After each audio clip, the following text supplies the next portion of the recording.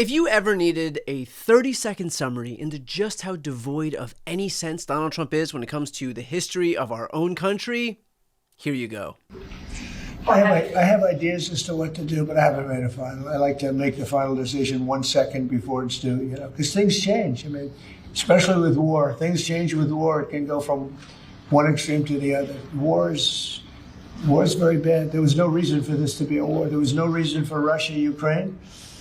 A lot of wars there was no reason for.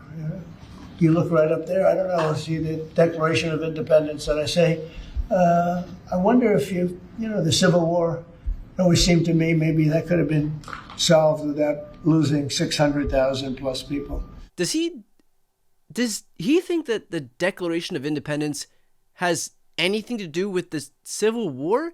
Is Donald Trump under the impression that independence was declared from the North by the South? Does he think that a document that was signed in 1776 declaring the independence of a country that he literally leads is somehow about a civil war that occurred nearly a century later?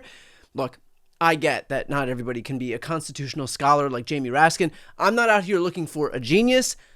I'm just looking for not an idiot. And yet, the search continues, because the reality is that him thinking that the Declaration of Independence has anything to do with the Civil War isn't the exception when it comes to Trump. It is the rule. He has consistently shown an inability to grasp any concept of time when it comes to the Civil War. I mean, had Andrew Jackson been a little bit later, you wouldn't have had the Civil War. He was really angry that he saw what was happening with regard to the Civil War. He said there's no reason for this. Ah, yes. Andrew Jackson could have easily prevented the Civil War if only he hadn't died 16 years earlier. But other than that minor detail, Trump is totally spot on.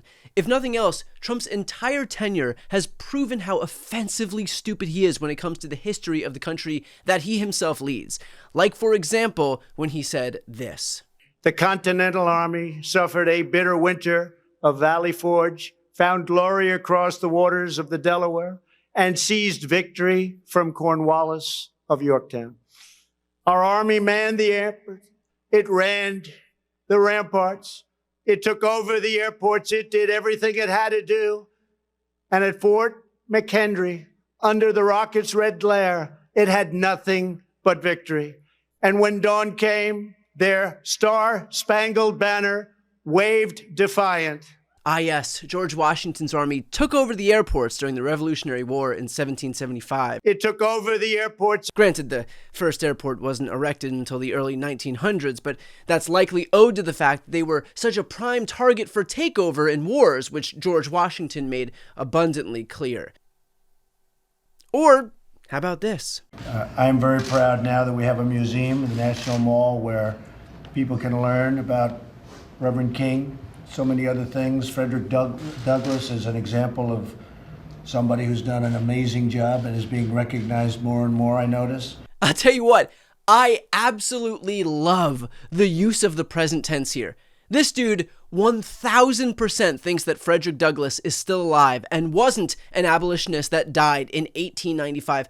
Donald Trump is 5 minutes away from appointing Frederick Douglass to a nice cushy role inside the White House. Maybe Housing and Urban Development Secretary, which is where he puts his token black hires anyway. Although generally those hires are, at a bare minimum, alive. Here's another gem. If we didn't close up our country, we would have had 1.5 or 2 million people already dead. We've called it right. Now we don't have to close it. We understand the disease. Nobody understood it because nobody's ever seen anything like this. The closest thing is in 1917, they say, right? The great pandemic certainly was a terrible thing where they lost anywhere from 50 to 100 million people. Probably ended the Second World War. All the soldiers were sick. It's true. The 1918 flu pandemic did indeed end World War II. And I know what some of you are thinking. World War II didn't start until 1939. It is that exact type of restrictive thinking that shows why you all can't be president. You see, true leadership comes from one's ability to chart your own course and think critically about, I'm sorry, I can't even continue this anymore and justify any of this. Donald Trump is a fucking moron. And we can't forget when Trump does his best to clap back during a negotiation by delving into his wealth of historical intelligence. Sources say the president had a contentious phone call with Canadian Prime Minister Justin Trudeau over the tariffs that the administration is putting on Canada's steel and aluminum. According to sources, Trudeau pressed Trump on how he could justify the tariffs as a quote-unquote national security issue. And this was President Trump's response, quoting him, "Didn't you guys burn down the White House?" Referring to the War of 1812. However, once again, President Trump got his history a bit wrong. That arson was actually referring to the one committed by the British, and it was done in retaliation for an attack on land that ultimately became part of Canada.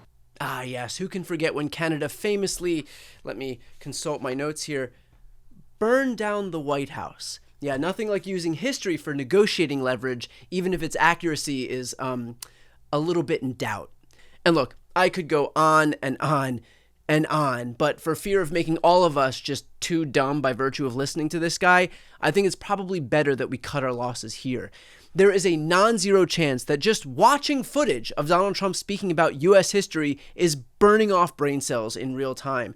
The sad reality is that this presidency is a masterclass on the virtues of idiocy in today's Republican Party. You get rewarded for trafficking in straight-up ignorance, whether about the history of our own country, or science as it relates to climate change or medicine, or economics as it relates to these disastrous trade wars, or diplomacy as it relates to our global relationships. Donald Trump's presidency is scientifically engineered to be wrong on literally everything he touches. We will leave this presidency yet again with an economy that is worse off, a jobs record that is anemic, a manufacturing sector that is contracting, global relationships that have suffered, and fewer Americans who have health care. Maybe, just maybe, we should not reward someone who is not only the dumbest person in the room, but also the loudest. Stupid and confident are, it turns out, a very dangerous combination.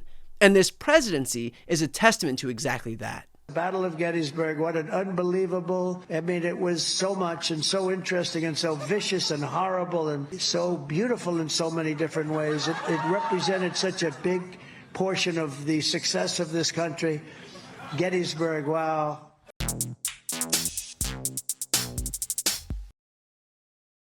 Before you go, if you enjoyed this content and you want to see more and support independent media, please subscribe to this channel. The subscribe button will be right here on the screen. But second, the reality is that we are now in a political environment where this administration can lean on any of the social media platforms to suppress certain voices if they don't like critical coverage. That means my longevity here is in the hands of a few tech billionaires who are already making it clear that they are willing to cater to this administration. To that end, signing up for my newsletter is a way for me to reach you directly if that ever becomes necessary. I'll put the link right here on the screen as well, so please sign up. It's free, but there's also an option to do a paid subscription if you'd like to support me and my team. I really appreciate it. Thanks so much for watching.